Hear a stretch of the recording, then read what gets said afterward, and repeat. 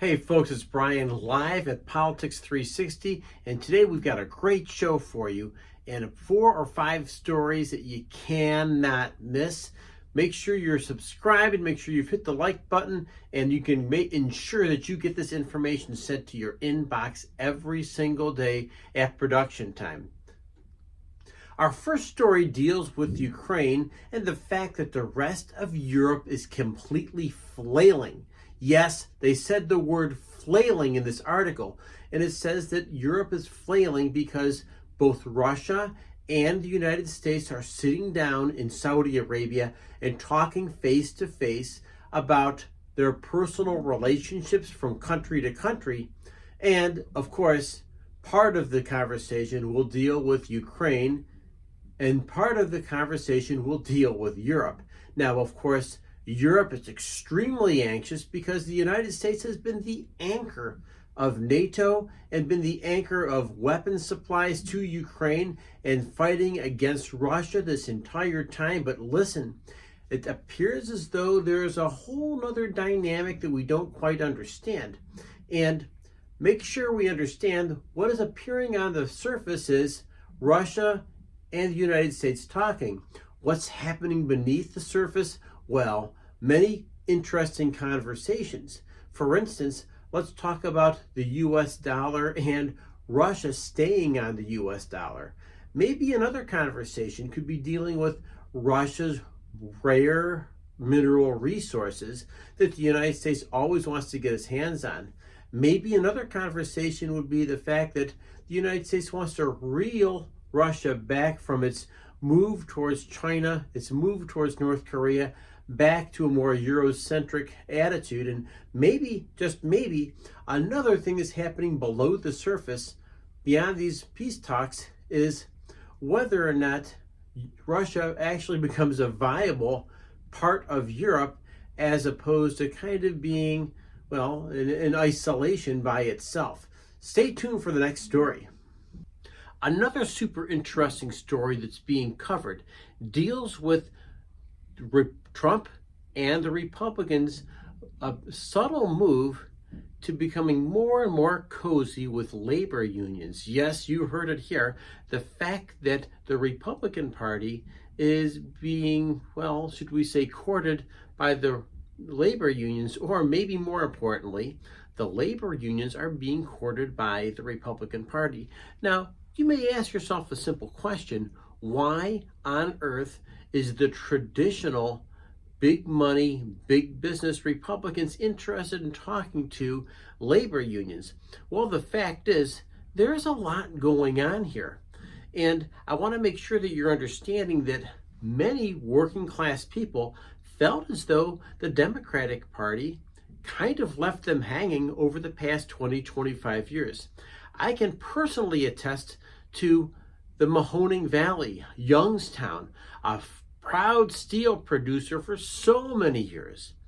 Manufacturing, auto manufacturing, seems to have disappeared because what? Not here in the United States, it's gone somewhere else. And to think for a second that the Ford Motor Company, founded in Detroit, now has production places in places like Mexico, and these things are not being produced here in the United States, well, it creates a considerable amount of consternation. So the Republicans are seeing an opportunity here, and I would have to say this is a card that is extremely well played if the Republicans continue to court labor unions. Now, the big question becomes, will the Republican Party also have a good relationship with state-sponsored, federal-sponsored labor unions as well? Police, fire, teachers, these are things just to take into consideration. And for that, we don't have an answer, but I'm just here to say this is another news story that's really worth following.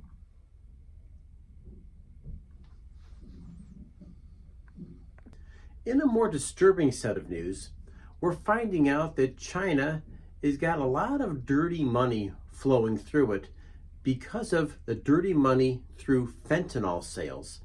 And of course, the Chinese government officially doesn't want to have their hands tainted with fentanyl, nor do they want the world condemnation because of these fentanyl dealers? But let's be honest with you. There is money to be made. The unfortunate fact is human nature will say that people will go out and find a way to sell out practically anybody. And we know that fentanyl has so much bad news about it. It's highly addictive and, of course, extremely toxic to human beings. And it's a synthetic drug, very, very comparable to opium, except much, much more powerful. And so with that, there's an understanding that inside China, this dealership and this banking franchise really does exercise itself and always has some kind of inside accommodations to the Chinese government. Now, the big question is, with trade tariffs looming with the United States and a mandate from our President of the United States, is there a chance that we may go ahead and find a way to squash these guys once and for all? And maybe we don't have to do the squashing at all. Maybe it's China taking their game to the next level. We will find out soon. In Wall Street news, there are some things to be considering about credit. And the old adage is, somebody else's credit is somebody else's debt. In other words, if you are taking on debt, you actually are paying somebody else's paycheck. And it's a very, very healthy way to take a look at how business works and specifically how the credit markets work. So the big question becomes, can people actually buy other people's debt? And we know for sure this has been done, and it's a practice that takes place on Wall Street. The question becomes, is this really a good way to move forward, or is there different ways and different types of credit that's available? And so with that, it's just a simple thought out there to you to be more mindful about how these debt markets work, how credit markets work, and believe it or not, how you and I are part of this whole cycle. The last piece of news that really is worthy is the fact that healthcare executives have paid lots and lots of money to see the President of the United States while he was president, and of course, while Trump was not President of the United States. But we're talking roughly about $500 million worth of people coming in, making donations, having guest presentations to the President of the United States. And the way Trump operates, people might think on the surface, look, he's cozying up to healthcare. But I honestly think that the President of the United States is listening and learning and thinking about best practices and best solutions in this particular industry. We know for certain that he has a desire, he as in the president, has a desire to create a legacy for himself and a legacy for the Republican Party. The question becomes, will he do something big with healthcare? Will he simply give healthcare what they're asking for? Or is there much more to understand? And let's face it, the president is the type of guy who wants to have his hands involved in practically every deal that's going on. So another story that we'll be following soon. Hi, my name's Brian. Thanks for joining us for Politics 360. And I want to make sure you know that this is published on a daily basis. Click at the next story. Continue learning about the different stories that we're covering. And I look forward to seeing you in the next episode. Take care.